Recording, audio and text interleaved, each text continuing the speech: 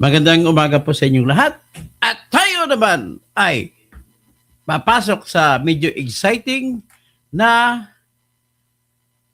pangyayari na mga kaganapan sa sunod na linggo, particular sa June 4, pagsimula ng flood control na investigasyon ng Subcommittee on Flood Control na pinangunahan ni Rodante Marcoleta, ang pinagyayabang ng Pampanga, Tarlac at lalawigan ng Rizal.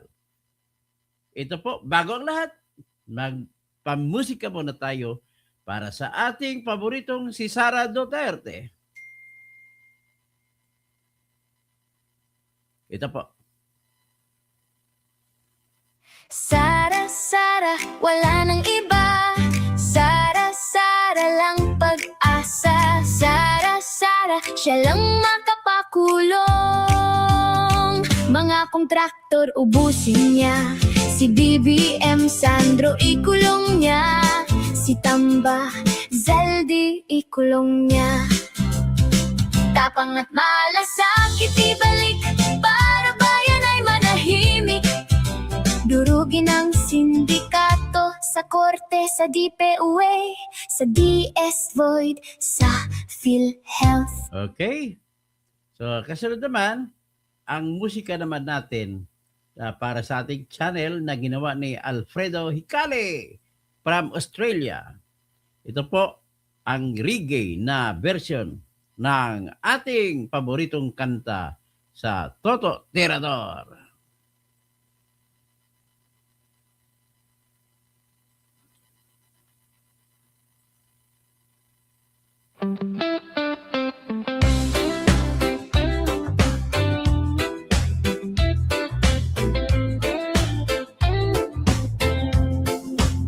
Sa gulo ng araw, ikaw ang matibay. Tahimik lang pero laging may saysay. Hindi ka nagyayabang pero alam ng lahat. Kapag ikaw ang nariyan, ligtas ang lakad.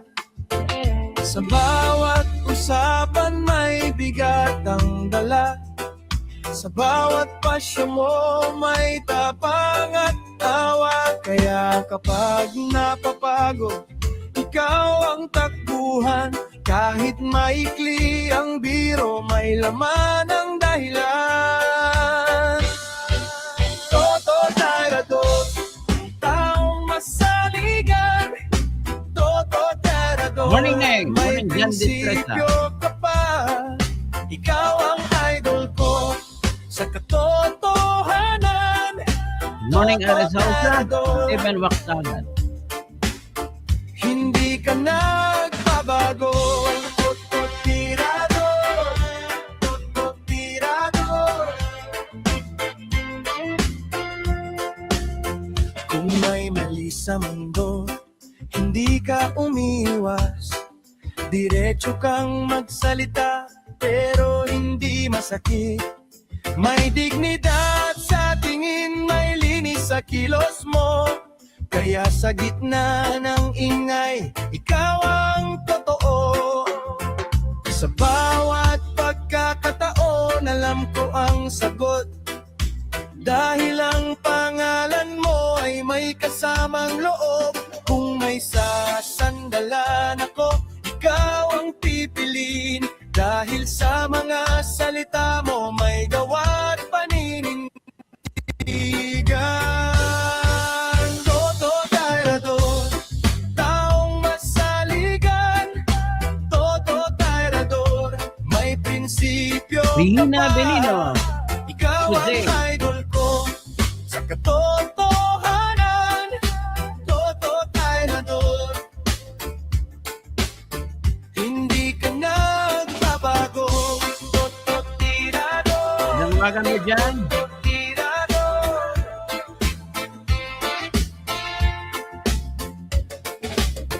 Kung dumating man ang bagyo, nandun ka pa rin. Hindi takot humarap sa dapat panindigan.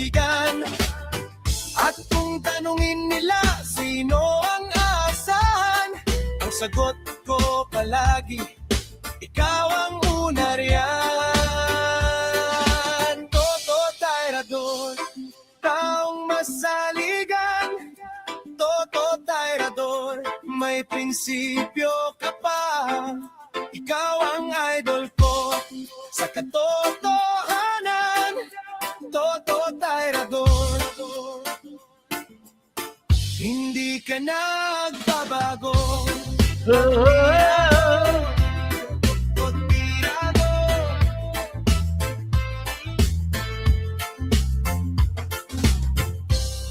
Okay, magandang umaga sa inyong lahat. At ngayon po ang ating pag-uusapan ay ang kasunod na mangyayari dito sa pag-anunsyo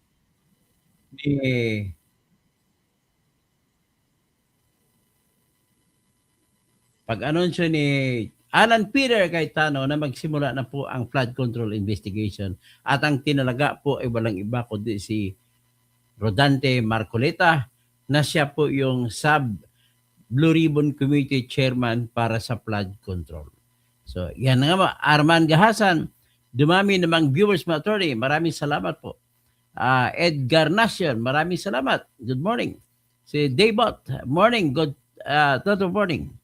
Okay, so ito ngayon ang ating pag-usapan. Ngayon, bago natin maglagay tayo muna ng introduction kung ano bang inaantay natin. Ito po, sample lang ng nakaraang tanong ni Rodante Marcoleta nung nakaraang naunang hearing ng Blue Ribbon na siya pa yung chairman. Ito po. Ito.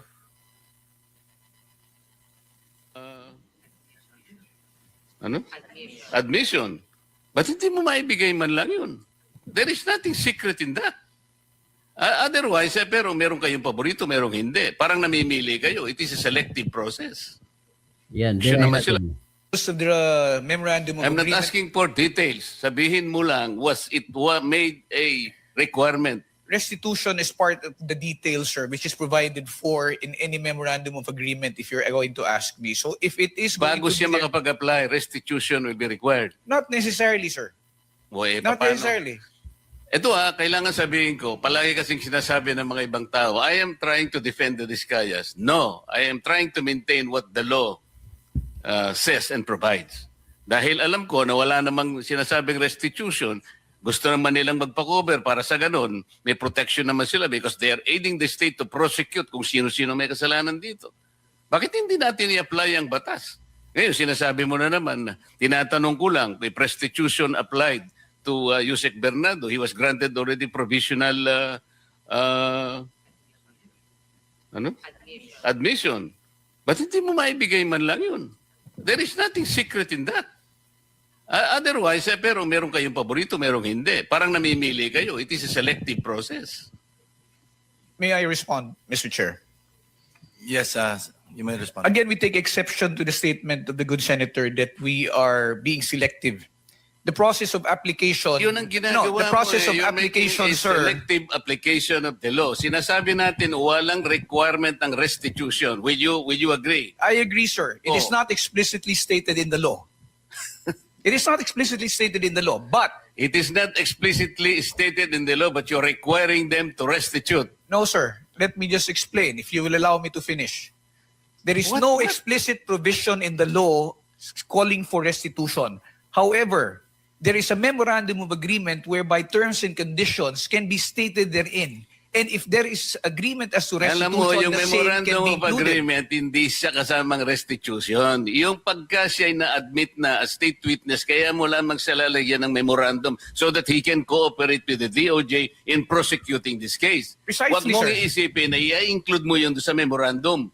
You are debating from the law itself. Tama si Marcoleta dito, tama. Mali dito si There is no deviation, sir. Sabihin mo sa akin kung anong provision that the memorandum will require restitution. There is nothing in the law, again, which states Ito that yung problema. Apply, ba't pinipilit ninyo? ninyo, palagi kayong ganyan kung makipag... Ano, sir? Para maintindihan ito, sa aspeto na ito, yung unang bumbahan ito, si Diskaya ay nagpropose sa panahon na si Rodante Marcoleta ang hepe ng Blue Ribbon na magiging state witness at ituro niya ang lahat ng mga congressmen, mga senador na nanghihingi sa kanya. Ganun lang kasimple yan. Tapos, very obvious, hinaharangan nila ni Boying Rimulya at saka ito si Attorney Richard Padulyon na siyang Prosecutor General. At alam mo ba, ano ang dahilan kung bakit? Ang number one na dahilan po kung bakit hinaharangan nila, which is, maliban kay Romualdez, itong isa sa pinakamalaking target o mission ni Dante Marcolita. Si Diskaya po ang isa sa pinakamalaking kontraktor sa Ilocos Norte. Yan ang talagang ang ayaw nila na magiging state witness yung mga Diskaya kasi magsasalita na yung mga Diskaya. Kakotsaban niya din si Sandro Marcos. Kakotsaban niya si dating regional director ng Ilocos Norte, ng Ilocos Region DPWH na si Engineer Rene Tan, na siyang husband naman ng gobernador, ng kurakot na gobernador ngayon ng Quezon Province na si Gobernador Tan. So yan po ang pinakamatindi dyan. So ito, tapusin na natin sandali, pakinggan na natin. Ito naman po ito yung araw na lumitaw si Gutesa at ang isa sa gagamitin ni Rodante Marcolita para maungkat ang lahat ay walang iba kundi si Gutesa. At siyempre pa, yung 18 Marines at 2 Philippine Army na soldado doon sa 18 doon. So 16 lang pala ang Marines. Pagkatapos, ipapa-video conference na testimonya niya si Saldico. Yan ang matindi. We're being very candid with the And then sasabihin nyo committee. take exception. Kayo ang nagte-take exception, pati batas binabago ninyo. No, sir. If the Diskaya couple Kasi bendalo kasi would want to be admitted, all they had to do is go through the same process. But it's not a matter only of... Pumunta na sila. Yes, sir. But they have not... Alam mo, si Secretary Boying Rimulya ang nandito. Nag-uusap pa sila dito. Okay? Sabi niya sa mag-asawa, Mr. Diskaya, sige, bukas na bukas, isama mo yung asawa mo, magkikita tayo sa din. Nandito pumunta siya rito. Kaya ang palagay ko noon, processing lang naman. If they will not qualify, okay lang sa akin yun. But, hindi nga sila natuloy sa process because they were required restitution. Kaya ang nakikita ko dito, merong blocking. Di ba? hinaharangan kasi mabibisto ang mga Marcos sa Ilocos Norte. Napakasimple na pinag-uusapan natin, Prosecutor Padulyon. Huwag na nating i-complicate ito. We apply this law to everybody. Kaya tinatanong ko lang, okay lang naman kung qualified si Yusek Bernardo. I have nothing against Yusek Bernardo. Okay lang. Tinatanong ko lang, para yung application ng batas, parehas lang. So, halimbawa, kung wala namang restitution si Yusek Bernardo, why will you apply restitution to these people? Sir, we did not... That was a statement made by former Secretary Rimulya. When they were referred to Department of Justice for processing, it was because there was a legislative inquiry which was going on, and the Diskaya couple, during the time that they were testifying, stated that they wanted to be provided security and protection. Immediately after they went to the department, said security and protection was provided to them without any consideration yet as to their application into the program. The evaluation for purposes of being considered in the program is a different process which has not been completed. That is the reason why they have not yet been considered as possible state witnesses in the It cases was which are never pending. completed because you were insisting on restitution. Drop it. Para sa ganun, kung mag-apply sila at kung qualified sila, pagbigyan ninyo. Yun lang ang ano dyan. No, sir.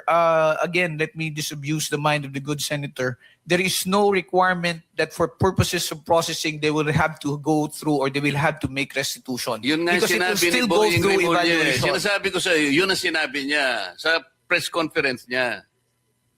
Sinabi niya yun eh. Alam mo, mag-a-apply lang sinasabi ko. Kung ang restitution mangyayari at the end of, let's say, napakita talaga na meron silang pananagutan sa batas, later on, restitution is talagang kailangan. Pero nag-a-apply lang yung tao Kaya nga, witness Yan, nangyari nga kay Bryce Hernandez, sinauli niya mga magagarang sasakyan, hanggang ngayon akusado pa rin siya. protection and benefit program. There is no reason to burden these people for another requisite which is not even in the law.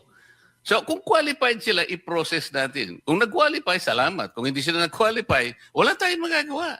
Mr. Chair, it is not as if the reason why they are not being processed is because of the restitution that you mentioned.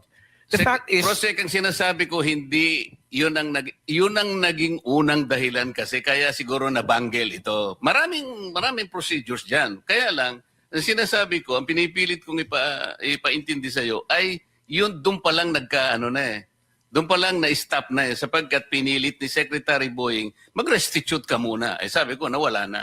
Ayan, Mr. Chair, maungkat din kung yan. ang gagustuhan po Maungkat ulit ng yan. Diskaya couple is makonsider sila o mo-process sila, let's take away the aspect of restitution. But they have to comply first with the requirements, which is the submission of the affidavits to justify the department being able to evaluate the same. Let's not talk about tapos restitution. na. Okay na yun. So wala nang restitution. Mr. Diskaya, Ms. Diskaya, kung talagang gusto nyo at kung gusto nyo mag-apply talaga, ayun, wala nang restitution pero kailangan mag-qualify kayo. Kung hindi kayo qualified, wala tayong magagawa.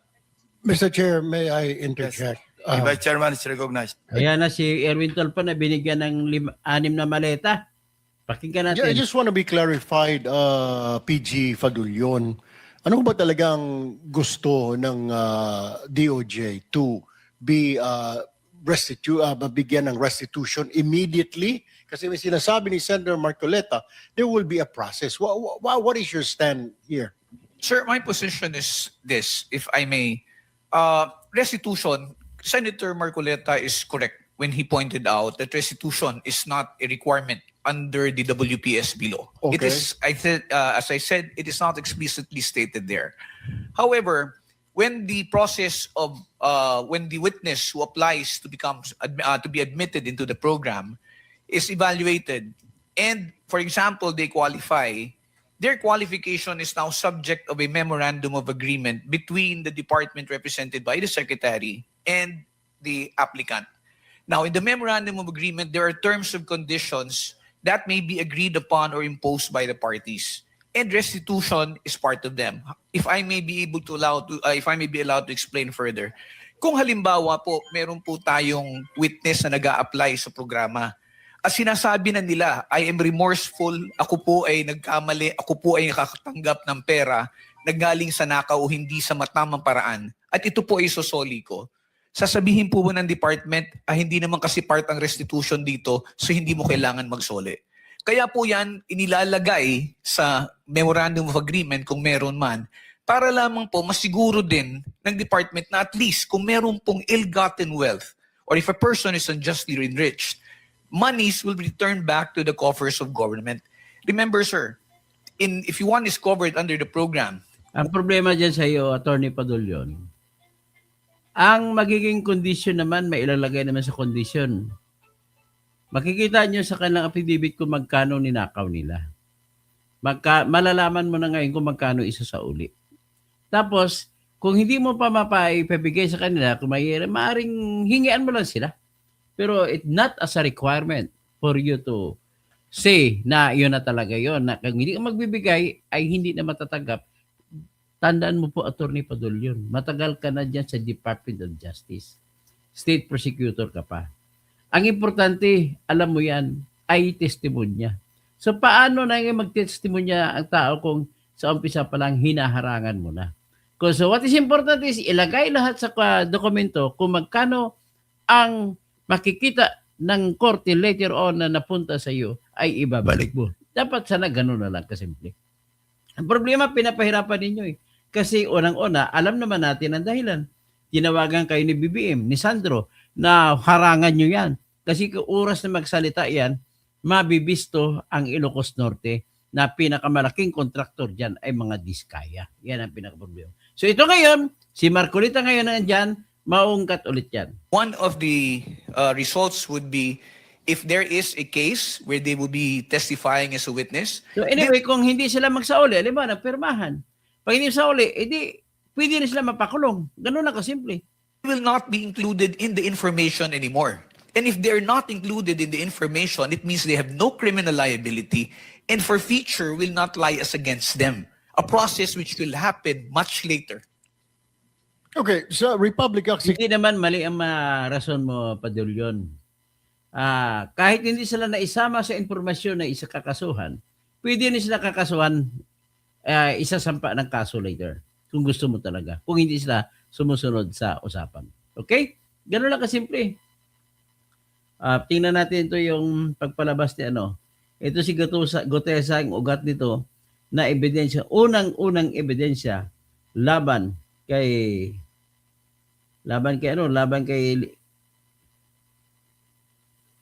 saan ba yun? Laban kay Romualdez.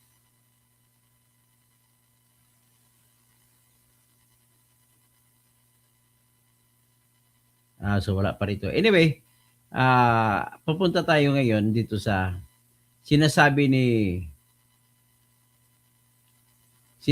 ni Antonio Carpio na dating justice na ang pinakamalaki, mas malaki pa sa nakawan sa panahon ni Marcos Sr. ay itong flood control project.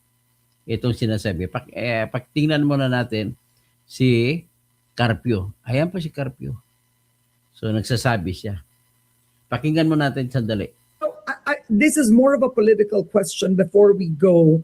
The president has 2 years left before the next elections and other candidates already filing that they will be running for president. What should the president strengthen and focus on in these last, actually it's a year and 10 months before the filing to? Well, I don't know if he can still reverse it, but he has to show concrete achievements in this flood control scam because this will destroy his legacy. I mean, this is worse than the corruption during the martial law regime. So this will really destroy the name of the Marcoses. And remember, he said he was running to redeem the honor of the Marcos name. And if he leaves office with this unresolved, only the small fries are in jail, then the name, the honor of the family has not been restored. In fact, it has been further diminished. And where do you think should the investigation go? How far? Wherever the evidence will lead the investigators, the ombudsman. The ombudsman has said, I will go where the evidence leads me. Well, if that is followed to the letter, then very well. All right. This is an interesting question. No? There's the flood control scandal, and there are issues of alleged ill-gotten wealth, right? And it seems that the Senate Blue Ribbon Committee does not want to go to just an ill-gotten wealth hunt over, let's say, certain officials, like, let's say, former Speaker or Zaldico. That's not the direction they want to go. They want to go to the flood control scandal talaga. Is it interconnected for you? Yes, of course. Because that's the source of the ill-gotten wealth. Yeah. All right. Okay, let us stop at that. Klaro naman kay Antonio Carpio na si Romualdez ang pinagmulan. At kasama siyempre niyan si Saldico. O ito naman, tingnan natin si Erwin Tulfo na piling malinis. Si Erwin Tulfo posibleng imbestigahan. Ako, si Gumban, nagsabi na Marine Officer, kasama sina Mark Tiksay at Henry Uabina ay nag-deliver kay Senator Erwin Tulfo ng 6 na medium-sized maleta sa isang bahay sa Green Hills Subdivision. So ano ngayon, Erwin? Kaya pala nag-minority ka? Kasi alam mo, dito patutungo ito. Grabe ka. O sige. So ngayon, yan na nakikita mo ang mga introduction na pinapakita ko. Oy, si na may Kausing Ramos, inaanak, kamag-anak, inaanak. Tapos si Judge Vlogs, ito si Carpio, batas ng ICC, sinusunod niya yata. So Andrea Gueco, mayap-abak. Tapos Argo, Carpio Inchik. Katoto, galing-galing. Sunod si Raymond Ribocas, hindi mananalo si Marcolita kay DOJ. Wala. Hindi mananalo si DOJ kay Marcolita. Marlon Isguera, buying immunity from suit ang nangyari. Corruption 101. So, Nico Montes, ito na ang nabangan ng taong bayan. Marlon Isguera, tama si Senmar. Denso, hello Idol Katoto. Shout out po. Tapos si Manila Zero, target na minority ang maubos ang majority. Anong klaseng ugali meron sila, kasama nila, ilalaglag nila. Ganon talaga sila. Raymond Ricos, bahaw ka naman, bahaw naman natuto. Sen Marcoleta is correct. Hindi yan patatalo si Marcoleta. Nico Montes, good morning, Attorney Toto. Mauro Lingan, Sen Marcoleta, tuloy-tuloy mo lang ang pag-imbestiga. Bulgar nyo lahat na magnanakaw. Raymond Dibugas, walang BRC subcommittee. Ay, huwag ka na magmaniwala sa mga kwentong ganon. Hindi yan natatanggap sa pansitan. Marlon Isguera, Mauro Lingan, Ronel, okay. Tapos, sino pa? Galaxy, Maria Alexandra Tugas, anak. Good morning, sabi ni Galaxy, watching from Singapore. Si JDRCP, good morning, Attorney Toto. Thomas Esplana, gandang umaga, Attorney Toto. Kausing, malapit na makamit ang hinihintay ng hustisya. Okay, Debot, morning, good Toto. And Edgar Nacion and Arman Gahasan, dumami na ang viewers mo. Salamat po. O, ito naman ngayon. Si Ivan Servo sa Tacorong City. Kamutis News, maayo nga ka sa Kamutis Island. Galaxy. Takot na takot si Erwin. Takot na takot talagang Hilbert Labrador. Isa dapat ng documents ni BBM sa 5,500 flood control project. Sigurado kasunod na yan. Okay. Ikida W. Belarus. Basta ako, lagi kitang pinapanood. Dito sa Saskatoon, Canada. Maraming salamat po. Enerabski, si Adik, diretso ang target, engineer. Okay, diretso na tayo. Pero pakinggan muna natin sandali. Kasi ang alam ko, ipapatistiguhin ni Marcoleta si Saldico. So pakinggan natin si Saldico. Kahit na sa sa video, maririnig natin kung maraming tanong dito kay Saldico, sigurado ako. So pakinggan natin muna si Saldico sandali. Ginagamit ng administrasyon ang buong resources ng bansa para tumahimik ako. That he will shoot me if I will talk. Gagamitin ako bilang panakipbutas sa kanilang kampanya laban sa korupsyon. Hindi na ako mananahimik, ilalabas ko ang lahat ng katotohanan. May resibo, may ebidensya, at may pangalan. Para sa bawat Pilipino, alam ko na buo ang galit ninyo sa akin ngayon. Nauunawaan ko rin kung bakit. Lalo na at malaki ang halagang nakataya. Pero bago kayo humusga, hayaan ninyong ipaliwanag ko ang buong katotohanan. Matagal akong hindi nagsalita dahil may direktang utos sa akin. Huwag nang bumalik ng Pilipinas at manahimik na lamang. Umalis ako noong July 19, 2025 para sa aking medical check-up. Nakaplanong bumalik pagkatapos ng SONA ni Pangulo. Pero habang papauwi na ako, tinawagan ako ni dating Speaker Martin Romualdez at sinabihan, "Stay out of the country. You will be well taken care of as instructed by the President." Noon naniniwala pa ako sa kanila, kaya't hindi ako bumalik. Tumikom ang aking bibig, sumunod ako, pero ang hindi ko alam Ang ibig pala nilang sabihin sa aalagaan ka namin ay gagamitin ako bilang panakipbutas sa kanilang kampanya laban sa korupsyon. Ginawa nila akong poster boy ng kanilang sariling kasinungalingan. Ngayon, hindi na ako mananahimik, ilalabas ko ang lahat ng katotohanan. May resibo, may ebidensya, at may pangalan. Nagsimula ito nung tumawag si Sekmina Pangandaman sa akin nung nag-umpisa ang BICAM process last year, 2024. Ang sabi niya, katatapos lang ng meeting nila ni Pangulo at may instructions na mag-insert or magpasok ng 100 billion worth of projects sa BICAM. At sinabi pa ni Sekmina, you can confirm with Yusek Adrian Bersamin dahil magkasama sila sa meeting ni Pangulong BBM noong araw na yon. Tinawagan ko po agad si Yusek Adrian Bersamin at tinanong ko kung may instruction nga ba ang Pangulo na magpasok ng 100 billion during their meeting. Ang sabi niya ay totoo nga po. Right after our conversation, tinawagan ko po si dating Speaker Martin Romualdez at nireport ko ang instructions ng Presidente to insert the 100 billion projects. At sinabi niya sa akin, what the President wants, he gets. Grabe. After ng ilang araw, nag-set po ng meeting si Sekmina Pangandaman at Yusek Adrian Bersamin sa amin ni dating Speaker Martin Romualdez sa Aguado Building in front of Gate 4 ng Malacanang at nandun din po si Yusek Jojo Cadiz.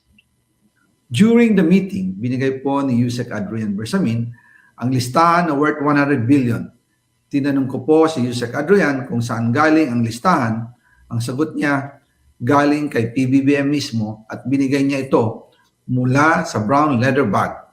Nung sinabi po ni Yusek Adrian Bersamin, yung brown leather bag, naalala ko noong nasa Singapore kami right after the elections of May 2022 sa Hilton Hotel, kami ni dating Speaker Martin and PBBM habang pauwi at pabalik ng Pilipinas, hinabol ng PSG ang brown leather bag at ang sabi ni PBBM, maiwan na lahat, wag lang ang brown leather bag. Ngayon, malalaman na natin kung anong brown leather bag niyan pag-imbestiga ni Marcolita. Kaya naniwala ako na utos talaga ito ng Pangulo.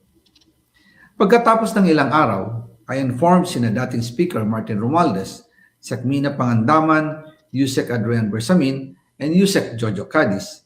Yung pangalan, Joseph Jojo Cadiz, Mina Pangandaman, tsaka si Yusek Bersamin, Adrian. Kung pwede 50 billion lang ang ipasok sa program funds dahil sobra ang DPWH funds versus sa DepEd. In practice, hindi pwede na mas malaki ang budget ng DPWH kaysa edukasyon. And yung balance na 50 billion, ilagay na lang sa program funds for the 2025 budget. So, ginagawa talaga ng program appropriation na tapunan ng tinatago na pork barrel. Dahil Office of the President din ang nagre-release ng lahat ng unprogrammed funds. Pagkatapos ng isang araw, tinawagan ako ni Sekmina at sinabi ang mensahe ng Pangulo, ipasok ninyo yan dahil pinangako na sa akin ni Speaker Martin yan. At hindi na pwedeng baguhin. Kumbaga, ang utos ng hari hindi pwedeng mabali. Again, I informed the Speaker and asked clearance about the instructions ng Pangulo. At ang sabi niya, wala tayong magagawa. Kaya po nagtataka ako kung bakit sinasabi ni Pangulo na hindi niya makilala ang budget, samantalang lahat na binawas at dinagdag sa mga ahensya ng gobyerno ay humihingi ng approval sa kanya si Sekmina Pangandaman. Deliver papunta sa bahay nila Pangulong Bongbong Marcos at Speaker Martin Romualdez. Again, I informed the... So ngayon, natandaan niyo yung kwento na yan na may pera na yan na dumaan kay Amina Pangandaman, kay Bersamin. Yan po yung 8 billion na hinatid ni JB Olaybar sa Diamond Hotel at sa parking lot sila sa ilalim ng Diamond Hotel nagpalitan ng armored car. At dinala, nag-text pa si Yusek Bersamin kay BBM. Nakuha niya ng 7 billion. So, yan pala doon sila kumuha na ginamit pang kampanya sa senatorial. Nag-text si Jojo Cadiz, si Bersamin, Ang sagot ni BBM sa kanya, okay, be good. So, yan po. Ito po yung perang ito na 7+ billion. Speaker and as clearance about the instructions ng Pangulo. At ang sabi niya, wala tayong magagawa. Kaya po nagtataka ako kung bakit sinasabi ni Pangulo na hindi niya makilala ang budget. Samantalang lahat na binawas at dinagdag sa mga ahensya ng gobyerno ay humihingi ng approval sa kanya si Sekmina Pangandaman. Bago namin ginawa o tinapos ni Senator Chis Escudero during the BICAM. Sinabi pa ni Sekmina, everything is cleared with the President. Basta importante, pasok ang pondo na request ng Pangulo. The following day, sinabi ni Sekmina, approve na si Presidente BBM sa lahat na binawasan na ahensya. Masaya na ang Pangulo dahil naipasok ang gusto niyang 100 billion insertion. Wala pong perang napunta sa akin. Lahat po ng insertion napunta sa ating Pangulo at Speaker Martin Romualdez. Ako lang at ang aking mga tao, sila Paul Estrada, Mark Tiksay, at ang aking mga security ang nag-deliver papunta sa bahay nila Pangulong Bongbong Marcos at Speaker Martin Romualdez sa North Forbes Park, South Forbes Park, hanggang sa Malacanang. Yung mga deliveries po ay merong record ang aking mga tao. Totoo po yung sinasabi ni Orly Gutesa na nag-deliver siya sa Forbes Park. Totoo din po ang sinasabi ni Orly Gutesa na nag-deliver siya sa Malacanang nung siya ay nasa Senado. Para mapatunayan ang mga litrato na deliveries ay lalabas ko po together with this video. Yan yan yung mga dineliver na malamalita. O yan. Buti naman na salamat, maraming salamat sa Kasalukuyan PH. Talagang pinaghalo-halo nyo na. Maganda pagkahalo-halo nyo. Yan. Dami-dami. Grabe. Isa yan sa mga dineliver ng mga 18 Marines. After po ng approval ng budget sa General Appropriations Act of 2025, nagtanong po ako sa DPWH kung magkano ang kailangan na ibigay sa Office of the President o ang SOP na bigayan. Ang sinagot sa akin ay 25%. Ang ibig sabihin nito, 25% ng 100 billion ang SOP na kailangan ibigay kay BBM mismo. In total, 25 billion ang napunta kay Pangulong Bongbong Marcos. Kaya ngayon ay hinahamon ko si Ombudsman Remulla kung seryoso talaga siya sa mga sinasabi niya sa kanyang press release na idadamay niya pati si Martin Romualdez kung magbibigay ako ng ebidensya. Patunayan niya ngayon ang pronouncement niya. Imbestigahan niya ang fraternity Brad at ang kanyang kaibigan, si Speaker Martin Romualdez, kung talagang tutupad siya sa tungkulin niya. Imbestigahan din niya si President Bongbong Marcos. Sabi nga ni BBM nung SONA, let's do it right at mahiya naman kayo, hindi po ba? Nananawagan din po ako sa Senado na imbestigahan ang 100 billion insertion ni Presidente. Huwag kang magalala, nandyan na si Marco Leda. 100 billion insertion ni Presidente. Alam ko po na hindi gagawin ni Ombudsman Remulla ang hamon ko. Pero magaling ang Senado sa investigasyon at ako ay naniniwala na dahil sa kanila, lalabas ang katotohanan. Ayan. Ang nag-deliver papunta sa bahay nila Pangulong Bongbong Marcos at Speaker Martin Romualdez mag-insert or magpasok ng 100 billion worth of projects sa BICAM. Ngayon ay hinahamon ko si Ombudsman Remulla kung seryoso talaga siya sa mga sinasabi niya sa kanyang press release na idadamay niya pati si Martin Romualdez kung magbibigay ako ng ebidensya. Patunayan niya ngayon ang pronouncement niya. Imbestigahan niya ang fraternity Brad at ang kanyang kaibigan na si Speaker Martin Romualdez kung talagang tutupad siya sa tungkulin niya. Imbestigahan din niya si President Bongbong Marcos. Sabi nga ni BBM nung SONA, let's do it right at mahiya naman kayo, hindi po ba? Nananawagan din po ako sa Senado na imbestigahan ang 100 billion insertion ni Presidente. Alam ko po na hindi gagawin ni Ombudsman Remulla ang hamon ko. Pero magaling ang Senado sa investigasyon At ako ay naniniwala na dahil sa kanila, lalabas ang katotohanan. Yan, dyan na si Marcolita. Lalabas na ang katotohanan.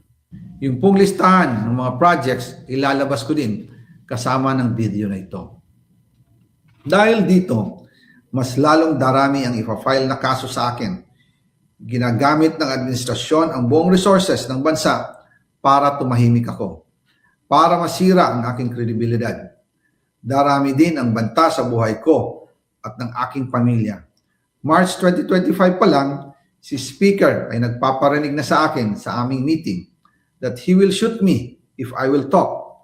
At pagkatapos niyang sabihin sa akin in a phone call na don't come home, he will take care of you, tumawag ulit si Speaker Martin at sinabihan niya ako na pag umuwi ako will be dangerous. Sabi Kasi naman is, they bring me might home. hire someone to do a rub out on me or hire the police to kill me while in jail. Una pa lang ito sa mga gusto kong ibunyag. Marami pa akong dadalhin sa liwanag. Isa na dito ay yung kay Henry Alcantara, ang DPWH boys, ang sinasabi nilang halaga sa ICI ay 21 billion. Hindi po totoo yan. Ang totoong numero ay 56 billion pesos at yung pong halaga na yan ay kay Pangulong Bongbong Marcos at Martin Romales na punta lahat. Ilalabas ko po ang buong detalye sa darating na mga araw. Kaunting pasensya pa po. Sana po ay hindi nila ako mapatay bago ko mailabas ang lahat. Sa inyong lahat sa Ayun, lalabas na mga detalye ngayon. Kasi si Marcolita na. Pilipinas, lalong-lalo na sa aking pamilya. Taos-puso akong humihingi ng paumanhin. Ginawa ko lang ang utos sa akin. Pero ngayon, handa na akong harapin ang lahat. Uulitin ko po, yung pong pera, wala pong napunta sa akin. Dumaan lang po ang pera sa akin para i-deliver kay Speaker Martin Romales. Maniwala ka ba dyan na walang dumaang pera kayo? Walang napunta kay Saldico? Ako hindi ko niniwala. Malalaman yan kay Marcolita. Salamat sa inyong pag-unawa. Ayan, may karugtong pa. Administrasyon na ako ay isang terorista sa loob at labas ng Pilipinas. Para mailibing ako kasama ang katotohanan kahit saan man ako pumunta. Yan, Marcolita. Sinabi na agad sa akin ni Speaker Romales Malalaman natin. na kailangan ko makapag-deliver ng 2 billion pesos kada buwan para sa pagdi-deliver ng male-maletang pera patungo sa bahay ni Speaker. Ang sinabi mismo ni Speaker Martin sa akin na hati sila ni Pangulong Marcos sa perang yon para gamitin bilang bagsakan at imbakan ng pera mula sa mga SOP, collection at deliveries na para sa Pangulo. Huwag mo akong pigilan sa mga insertions ko. Huwag ka nang makialam sa budget. Ang gusto niya ng 50 billion pesos na insertion.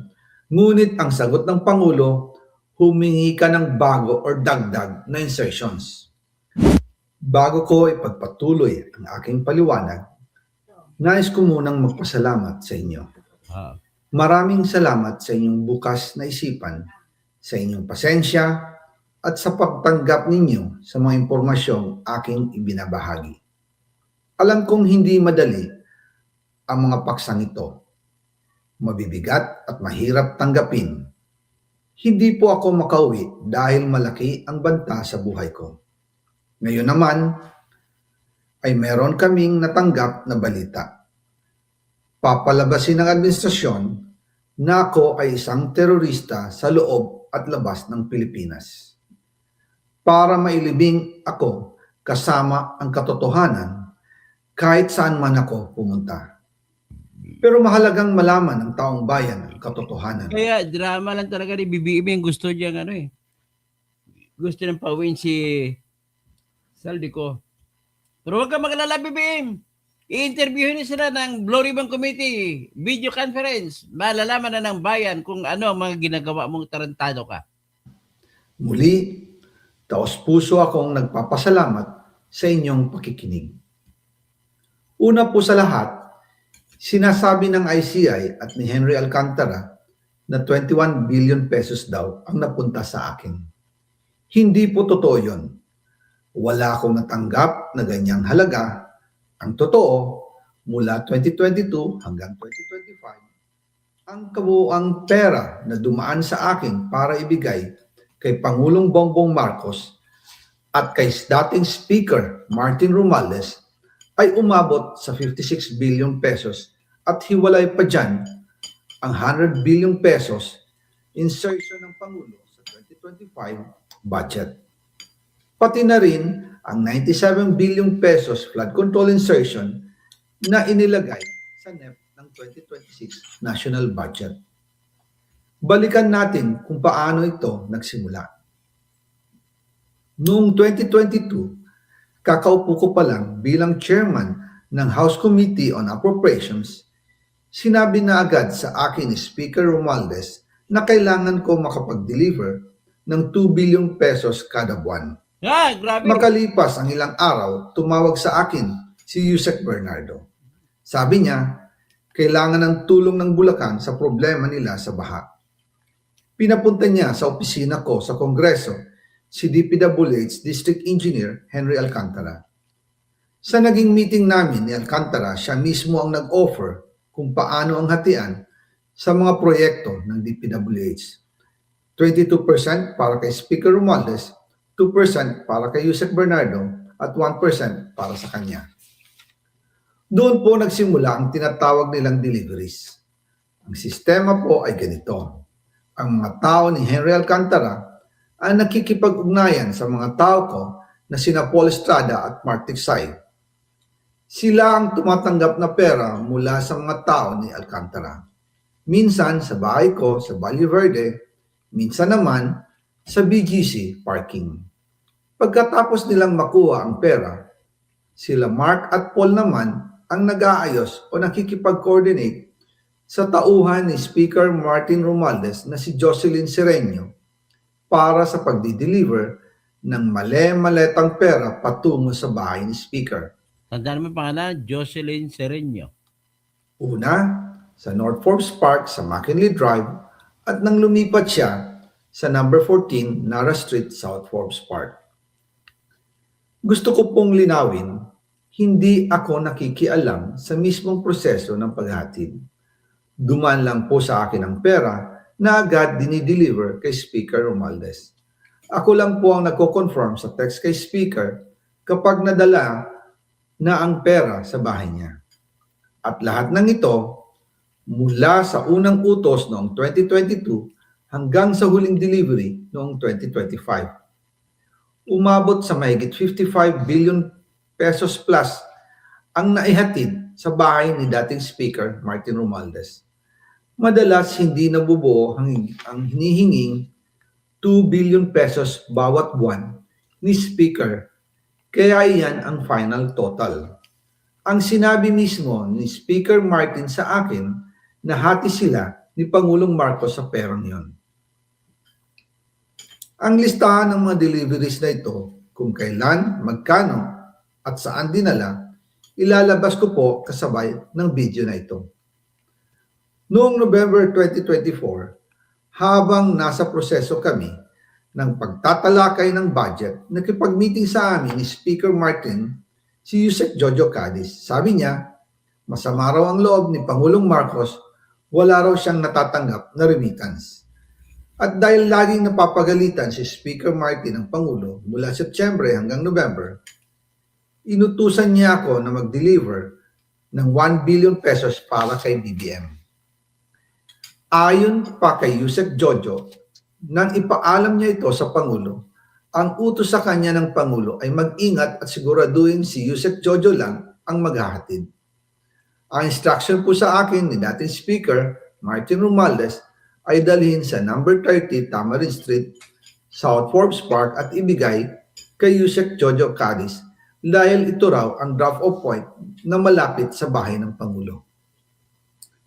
Sinabi rin po sa akin Speaker Martin Romualdez na si PBBM ang nag-utos sa kanya na bilhin ang bahay sa number 30 Tamarin Street para gamitin bilang bagsakan at imbakan ng pera mula sa mga SOP, collection at deliveries na para sa Pangulo. Noong December 2, 2024, personal kong i-deliver ang 200 million kay Yusek Jojo Cadiz sa number 30 Tamarin Street, South Forbes Park. Ayon sa kanya, dadalin daw niya ito sa Naalala mo ba yung 30 Taman Street na mansion? Raquel? Yan yung pinagkikwento ni Lacson na si Diskaya daw ang gumawa. Na si Diskaya daw ang bumili para kay Romualdez. Si Lacson talaga sinungaling. Gumagawa ng kwento para isalba lang si BBM. bahay ng Pangulo sa number 41 Nara Street, South Forbes Park. Tandaan mo bahay ni Pangulo. Number 41.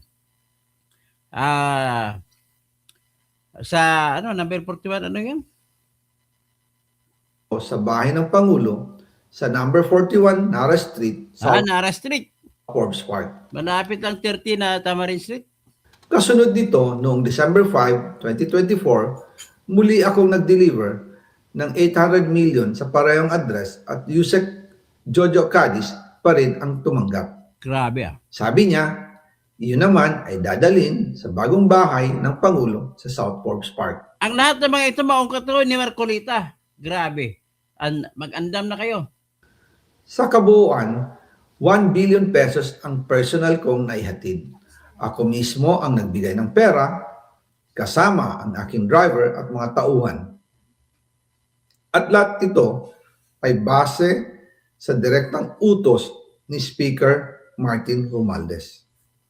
At dyan po nabuo ang kabuuang halagang 56 billion na ipinadala mula 2022 hanggang 2025.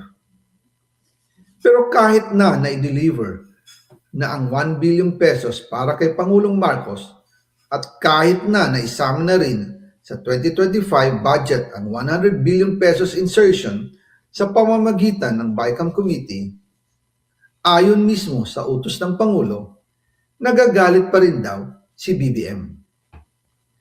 Pero kahit na na-deliver na ang 1 billion pesos para kay Pangulong Marcos at kahit na naisama na rin sa 2025 budget ang 100 billion pesos insertion sa pamamagitan ng BICAM Committee, ayon mismo sa utos ng Pangulo, nagagalit pa rin daw si BBM. Kaya noong February 2025, sumulat po ako ng isang confidential letter kay Pangulong Marcos. Doon ko ipinaliwanag na ginagawa ko lang ang mga utos niya tungkol sa mga insertions na sinasabi niyang hindi na raw niya makilala. Ilalabas ko po ang sulat ko sa Pangulo kasama ng video ito. Si Yusek Jojo Cadiz ang nag-ayos ng aming meeting noong March 2025 sa 1201 Aguado Street, tapat ng Malacanang Gate 4. Pero sa halip na kumalma ang Pangulo, lalos lang siyang nagalit. Sa halip na itanggi o linawin niya ang tungkol sa 100 billion insertion, pinagsabihan niya kami ni dating Speaker Romualdez at sa akin mismo, diretsahan niyang sinabi, "Huwag mo akong pigilan sa mga insertions ko. Huwag ka nang makialam sa budget." Dahil sa mga binitawang salita sa akin ni BBM, naging malinaw sa akin na siya mismo ang nag-utos kila Secretary Mina Pangandaman at Yusek Adrian Bersamin na ipasok ang 100 billion pesos worth of projects. Kaya kung hindi talaga totoo na galing sa Pangulo ang utos, bakit hindi niya agad tinanggal noon pa sina Secretary Mina Pangandaman at Undersecretary Adrian Bersamin nang pinaalam ko sa kanya ang 100 billion insertions sa pamamagitan ng sulat? Bakit ngayon lang nila pinag-resign kung kailan nalaman ng publiko ang tungkol dito? And also kinausap ako ni Yusek Jojo Cadiz at nagsabi na ipinapa-insert ng mga projects ang Pangulo na worth 50 billion pesos. And sinabi ko kay Yusek Jojo na meron ng instruction kay Secretary Mina Pangandaman at Yusek Adrian Bersamin about the 100 billion pesos insertion. And sabi niya, kakausapin niya ang Pangulo na kung pwede, doon na lang i-charge ang gusto niya ng 50 billion pesos na insertion. Ngunit ang sagot ng Pangulo, humingi ka ng bago or dagdag na insertions. Doon po nakita at naramdaman na hindi pwedeng sabihin ng Pangulo na wala siyang alam sa mga nangyayari. Kasi mismo siya ang nagbibigay ng utos. Ako mismo ang nakasaksi at nakausap ng mga taong direktang sangkot. Kaya hindi na pwedeng maghugas kamay at magturo na parang inosente. At kung titingnan ninyo ang 2026 budget, may panibago siyang 97 billion insertions. Pero ngayon, ipinasok na mismo sa President's Budget or NEP 2026. Yan po ang kinumpirma ni Secretary Manny Bunoan na may instructions ang Pangulo na magpasok ng 100 billion ulit sa President's Budget. Kaya wala na siyang pwedeng ipamigay. Ito ay nalaman ko noong May 2025 sa meeting namin kasama si dating Speaker Romualdez sa number 30 Tamarind Street, Forbes Park. Kaya nang nadiskubre ng House of Representatives ang insertion sa flood control sa 2026 budget, ibinilik namin ang DPWH NEP 2026 dahil mali na ito at panibagong flood control projects na naman. Excellent. Hindi lang po ang Pangulo ang may insertion sa budget. Pati po si Congressman Sandro Marcos, meron din pong pinapasok taon-taon. Noong 2023, may 9.636 billion pesos. Noong 2024, 20.174 billion pesos. At nitong 2025, 21.127 billion pesos. Lahat-lahat, ang kabuuan ay 50.938 billion pesos. At bawat taon po, sa tuwing dumarating ang BICAM budget process, lagi po may utos si Congressman Sandro na ipasok ang mga proyekto niya. Nalaman ko na lang sa mga contractor na galit siya sa akin noong pinag-uusapan na ang 2025 GAA budget. Ang sabi daw niya, ipatatagal ako at magpa-file ng maraming kaso laban sa akin. Kasi kulang ng 8 billion pesos yung insertion na gusto niyang ipasok. Ang dahilan daw, may mga contractor na nakapag-advance na sa kanya at dahil hindi na ipasok ang buong halaga, kailangan daw niyang magsauli sa mga yon. Para malinaw sa taong bayan, ilalabas ko po sa video na ito ang listahan ng mga proyekto na kasama sa mga insertions ni Congressman Sandro. Ngayon naman po, tungkol sa kampanya nitong 2025 elections, nagkwento sa akin si dating Speaker Martin Romualdez, kinausap daw siya ni PBBM sa Tacloban para tumulong sa gastusin ng mga kandidato mula national hanggang local candidates. Ang sagot ni Speaker, naibigay na niya ang SOP collections sa Bureau of Customs na umabot sa 11 billion pesos. Dagdag pa dyan, may 9 billion pesos collection mula sa sugar na ayon mismo sa kanya ay pinaghahatian lang ng 5 kumpanya para makontrol nila ang presyo ng asukal sa merkado. At iba pa ang kita mula sa importasyon ng sibuyas na hawak naman ni Martin Araneta, kapatid ni First Lady Lisa Araneta Marcos. Kung matatandaan ninyo, noong 2022, nagkaroon po ng investigasyon sa Kamara na pinangungunahan ni Congressman Toto Sonsing dahil sobrang taas ng presyo ng sibuyas. Umabot ng 600 pesos kada kilo. Gayong dapat ay nasa 80 pesos lang. Doon lumabas ang pangalan ni Martin Araneta bilang isa sa mga nasa likod ng kontrol sa importasyon ng sibuyas. Pero hindi po natuloy ang investigasyon. Ang sabi ni Speaker, tinawagan daw siya ni First Lady Lisa Marcos at ipinapatigil ang investigasyon. Kaya walang natuloy at walang naparusahan. Dahil pala, kontrolado ng kapatid ng First Lady ang importasyon ng sibuyas. Ganito rin po ang nangyari sa bigas. Noong April 2023, nagsimula nang tumaas ang presyo ng bigas. Kaya iminungkahi ko kay Speaker Martin Romualdez na kung pwede, ay mag-angkat tayo ng 13 million metric tons. Grabe ba naman dito pag maungkat na to ni Marcoleta, lahat na mahukay ang lahat ng kalansay ni BBM, ni Romualdez at saka iba pa. So, yan ngayon ipakita ko lang yung listahan ng mga 100 bilyon na pinapasok ni BBM para kay Saldico na proyekto. Ito po. Ito dito na magkakasubukan. Ito ng final encounter na tinatawag. Tingnan mo 'yun, no? Ito po yung mga mahigit 100 bilyon. Mahigit 100 bilyon na insertion ni BBM, 81 billion 287 para sa DPWH projects. At tapos 18 billion 768 para sa other government institutions. Ang dami niyan. Yan. Dami niyan. So makita mo. So ngayon, ladies and gentlemen, ito po yung ebidensya, naniwala ako ng buong buo dito na ito talaga ay mga nakaw na ni BBM. So, kaya nga wala natin, at least pasalamat tayo sa Panginoon at naagaw nila yung majority. At nung naagaw na majority ay sila na ngayon ang hahawak ng investigasyon sa flood control. Nakita naman natin na ang investigasyon ng flood control ay tinigil Lacson. Puro pagkunwari. Kaya pati si Lacson dito, pati si Soto, yung 5 milyon niya, makikita din talaga to. Ito yung mga balita-balita kanina. Yan, hinatid. Ito po mga galing kay Saldico.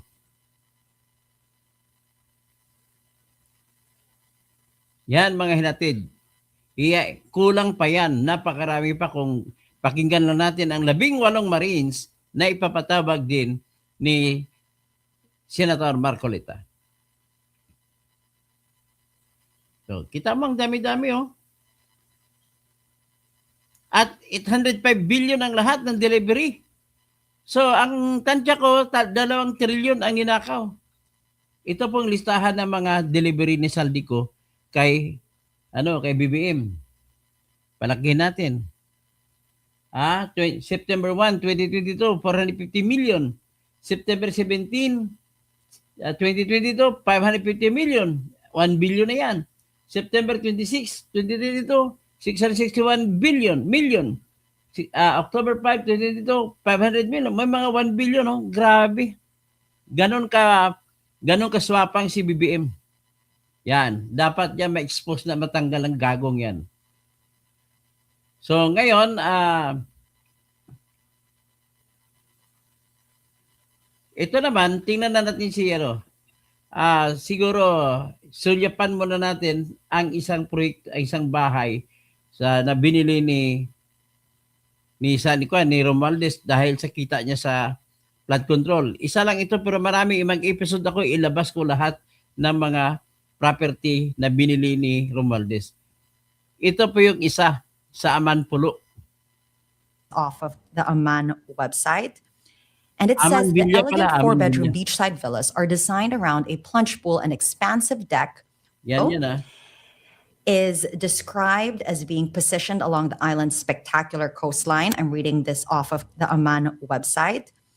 And it says the elegant four-bedroom beachside villas are designed around a plunge pool and expansive deck with 351 square meters of interior space for guests to retreat. And it is absolutely beautiful. And the villas actually have what they call casitas. And those are what was, as previously described, they're standalone bedrooms with their own living space. The amount that I've heard repeatedly was $14 million. That this villa cost $14 million to acquire. Now, do we know for sure that that was the amount? We don't. But According to a Christie's real estate press release in 2016, about 10 years ago, an Amman 4-bedroom villa was listed at 12 million US dollars. Times six, So we 74. can assume that the Plus $14 zero, million is 720 a million. reasonable amount. Almost 1 If billion. 10 years ago, a similar villa was already worth 12 million US dollars. Now, I was told that on paper, Villa 20, the villa in question, is owned by a company called Kamansi Holdings. So I went to the Securities Exchange and Exchange Mamaya Commission. na sa sunod ko na yan, isiwalat. Ang kompleto na yan. May pakita lang ko na isa pa mga property ni Romualdez. Pero sa sunod ko na vlog, ipapakita ko po lahat. Ito lang muna ipakita natin.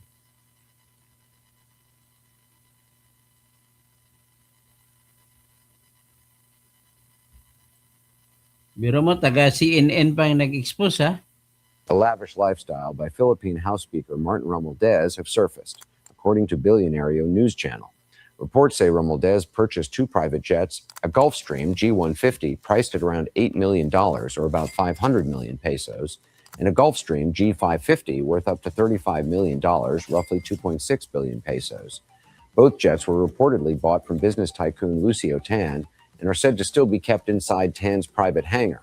Reports also claim he owns 2 helicopters, a Bell 429 Global Ranger valued at around $7 million, and a Eurocopter EC-145 worth about $5 million, roughly 290 million pesos. And his car collection is just as elite. Rolls-Royce Phantom, $450,000. Mercedes-Maybach S-Class, $200,000. Range Rover S Autobiography, $220,000. These vehicles, along with the jets and chopper, have fueled ongoing speculation about the speaker's luxurious lifestyle. The lavish lifestyle by Philippine House Speaker Martin Romualdez have surfaced, according to Billionario News Channel.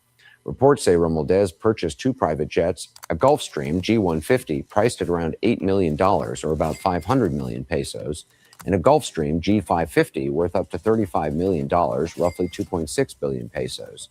Both jets were reportedly bought from business tycoon Lucio Tan and are said to still be kept inside Tan's private hangar. Reports also claim he owns 2 helicopters, a Bell 429 Global Ranger valued at around $7 million, and a Eurocopter EC-145 worth about $5 million, roughly 290 million pesos. And his car collection is just as elite. Rolls-Royce Phantom, $450,000. Mercedes-Maybach S-Class, $200,000. Range Rover S Autobiography, $220,000. These vehicles, along with the jets and chopper, have fueled ongoing speculation about the speaker's luxurious lifestyle. The lavish lifestyle by Philippine House Speaker Martin Romualdez have surfaced, according to Billionario News Channel. Reports say Romualdez purchased 2 private jets, a Gulfstream G150 priced at around $8 million, or about 500 million pesos, and a Gulfstream G550 worth up to $35 million, roughly 2.6 billion pesos. Both jets were reportedly bought from business tycoon Lucio Tan and are said to still be kept inside Tan's private hangar. Reports also claim he owns 2 helicopters, a Bell 429 Global Ranger valued at around $7 million, and a Eurocopter EC-145 worth about $5 million, roughly 290 million pesos. And his car collection is just as elite. Rolls-Royce Phantom, $450,000. Mercedes-Maybach S-Class, $200,000. Range Rover S Autobiography, $220,000. These vehicles, along with the jets and chopper, have fueled ongoing speculation about the speaker's luxurious lifestyle. The lavish lifestyle by Philippine House Speaker Martin Romualdez have surfaced, according to Billionario News Channel.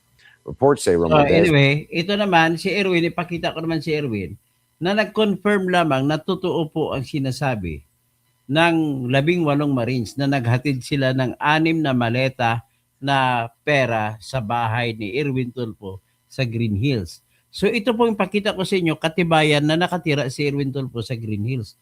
Grabe. Dati maglulupa lang ito pero kumita ng gusto. Grabe sa mga, magaling talaga siya mag-imbento ng mga pagkakitaan. So ito po, pumalag sa kanya yung mga homeowners officers ng Green Hills. Yan, pakinggan natin. So I don't know where you got your information, Senator, but that is a lie. I can also sue you for libel because we have not issued any clearance, Senator. So before you start talking, you make your facts right. Katunayan, maski si So I don't know where you got your information, Senator, but that is a lie. I can also sue you for libel because we have not issued any clearance, Senator. So before you start talking, you make your facts right. Katunayan, maski si So I don't know where you got your information, Senator, but that is a lie. I can also sue you for libel because we have not issued any clearance, Senator. So before you start talking, you make your facts right. Katunayan, maski si So I don't know where you got your information, Senator, but that is a lie. I can also sue you for libel because we have not issued any clearance, Senator. So before you start talking, you make your facts right. Katunayan, maski si So I don't know where you got your information, Senator, but that is a lie. I can also sue you for libel because we have not issued any clearance, Senator. So before you start talking, you make your facts right. Katunayan, maski si So I don't know where you got your information, Senator, but that is a lie. I can also sue you for Anyway, kunin na natin yan. Ito naman si Soto na ipakita natin. Mga lintik mga ito, mga mahiling magkunwari na wala silang ninakaw. Mga tsang-tsanginan. Ito si Soto naman, oh. Kasunod ng pagpapalit ng liderato ng Senado, napalitan din ng chairpersons ng ilang komite.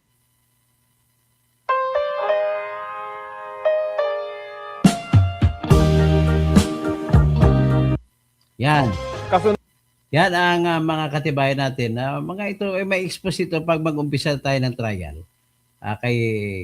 sa Blue Ribbon Committee. So magandang umaga po sa lahat at tatawag na lang ako. Si Noli Loyola, si Raymond Ribocas, walang BRC, wala sa Marcha, Huwebes pa po. Huwebes pa ang hearing. Tapos Jen Bucanist, hello. Simply Lailani, Merly Sonbing, Mayap Abak, Tirador, Dr. Toto Bertelli, Catalunya kasi salamat po at marami kami natutunan sa usaping legal. Salamat po. Bergie Piquero na maniwan lahat na di lang ma-brown leader bag, maiwan lahat. Noli Labor, Yalan Peter Cayetano and Company Senators, allied, protected, highly favored, deeply loved, blessed forever, champion reigning. Mabangon na ngayon mga Alan Peter Cayetano Group. Galaxy, ang sinungaling ay kapatid ng magnanakaw. Noli Labor, Sara Duterte Scarpio, panalo na forever na, Christ Jesus our Lord. Amen. Amen. Tapos Raymond Ribocas, Toto, wala na kay bago mga isyo, bahaw naman to. Selmar, hindi logical ang conclusion, may butas. Hindi, para mga negative talaga kayo. Raymond Ribocas, dili mo matandog. Martin, pag hindi umuwi si Saldi, at testigo si Saldi sa video conference. Tapos Raymond Ribocas, katawan lang ni Martin si Marcolita. Kwento lang yan. Ben Reclamador, affidavit ng mga Marines, puro bahay mo ang pinagsaka ng maleta. Paano ka makakabili ng aeroplano, helicopter at mga mansion? Ben Reclamador, dumaan lang sa iyo ang pera. Kaya nga, hindi na ako nimala kay Saldi ko eh. Thomas Esplana, like and share natin ito. Nandito na ngayon sa live na to ni Toto kasing grabe pala ang mga panggagahasa sa mga pera sa bayan. Grabe. Tapos si Raymond Ribocas, Saldi, steady ka lang labas, safe ka diha. Sa Raymond Reclamador, iba ang boses dyan ni Saldi ko. Kaya naggumawa ka naman kinto. Esteban Wakdangan, nako, tatlong mastermind or may hari pa nila sa mastermind. Kimba Wilan, paano yan si Sir, baka Lunes, baka mapalitan naman sila. Ay, hindi mangyari yan. Imposibleng mangyari. Itaga mo pa sa bato. Rick Madar, huwag ka na makialam sa budget. Tapos, so ano pa? Si CD, 100 billion BBM, sabi ni Salde, grabe, di ba? O, malalaman natin pag mag-umpisa ng hearing ni ni Ronald Rodante Marcoleta. Hanapin mo na katoto ang 50 billion ni Sandro. Yon, hanapin natin yan. Totilyo. Tingnan natin sino ang una makukulong. Si Roaldez o si Marcoleta. Hindi makukulong si Marcoleta. Kahit anong kaso nila, yung kaso na walang kwenta yon. Okay, Bemski, full force na pag-atake ng troll from Bangag, Tamba. Joy Ripama, ay Brad, takot na sila kapag na-investigate na si Marcoleta. Kay Kumaro, good morning. Joe Vlog Southers TV, Milviana, sir, sa totoo lang, masasayang ang sinasabi ni Ko. Kung hindi, ano yan, magtitestigo siya sa video conference. Sigurado ako. Kay Kumaro, grabe kung pinagagawang bahay sa mahirap. Oo, tama. Sana wala na tayong problema. Michelle Bastis, tapusin ang kawatan sa gobyerno. Daddy Pet, mabait na pugi. Great job. Ramon de Bucas, LTD hindi nagpatalo ang mga nakaw na 60 billion ng PhilHealth. Binreklamador Robert Acception at pinag-initan nila ang mga sasakyan ng mga diskayas. Kulang lang ito sa mga ari-arian ni Tambaluslos. Kay Kumaro, dapat managot din si Saldico. Siyempre, dapat managot siya. Mark Carlson. Tapos Minandro, GR. Good day, idol. Tapos Ricky Saldia. Patawag na si Tambaloslos sa Blue Ribbon. Evangeline Lorenzo. Hindi titigil ang bangag. Pipigilan nila. Okay, hanggang dyan lang muna tayo. Magandang gabi. Magandang hapon. Magandang umaga pa rin. At paki-like na lang. Paki-join lang sa channel ko sa Facebook, sa Instagram, sa TikTok, at saka sa Twitter. At mayroon pa akong isang channel sa YouTube, yung Toto Kausing Unang Mission. Toto Kausing at Dr. Toto Kausing Tirador. Okay. So yan na po hanggang dito at mamaya kakain tayo, mamaya mag-vlog na naman tayo. Maraming salamat po sa pagpapanood ninyo.